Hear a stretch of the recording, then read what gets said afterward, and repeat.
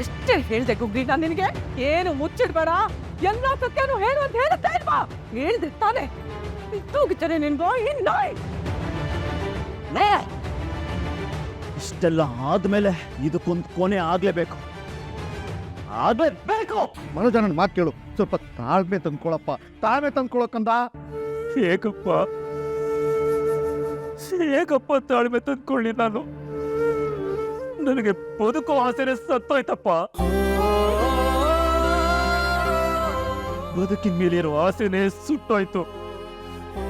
ನಾಳೆಗಳ ಮೇಲಿರೋ ಆಸೆ ಪೋದಿಯಾಗೋಯ್ತು. ಭವಿಷ್ಯದ ಮೇಲಿರೋ ಆಸೆ ಭಸ್ಮ ಆಗೋಯ್ತು. ಆಸೆ ಆಸೆ ಪಟ್ರೆ ಏನಾಗುತ್ತೆ ಅನ್ನೋದು ಗೊತ್ತಾಗೋಯ್ತಪ್ಪ, ಗೊತ್ತಾಗೋಯ್ತು.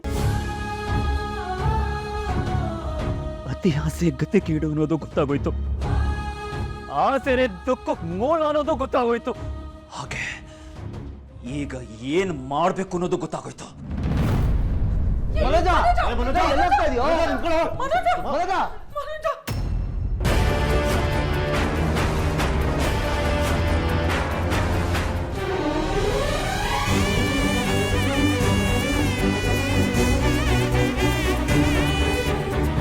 ಬದುಕೋ ಆಸೆ ಸತ್ತೋಯ್ತು ಅಂತ ಅಂದ್ರೆ ನಿನ್ನ ಜೊತೆ ಬದುಕೋ ಆಸೆ ಮುಗ್ದೋಯ್ತು ಅಂತ ಅರ್ಥ.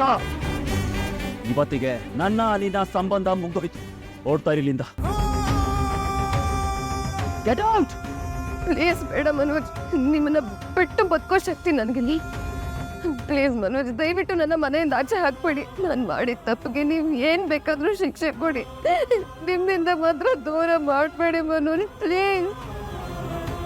ಬೇಡಪ್ಪ, ದಯವಿಟ್ಟು ಬೇಡ. ಅಪ್ಪ ನನ್ನ ಮಗಳದಲ್ಲ, ನಂದು. ನನ್ನ ಮಗಳು ಬಾಳನ್ನ ಬೀದಿ ಪಾಲ್ ಮಾಡ್ಬೇಡಪ್ಪ.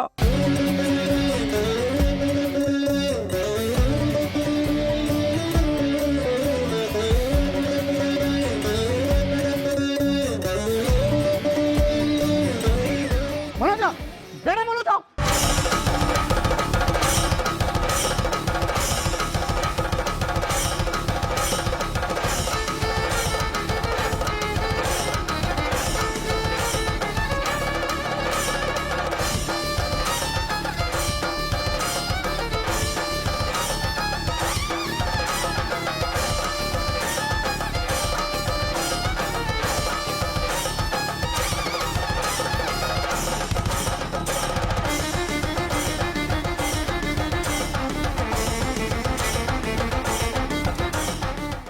आसे आसे आसे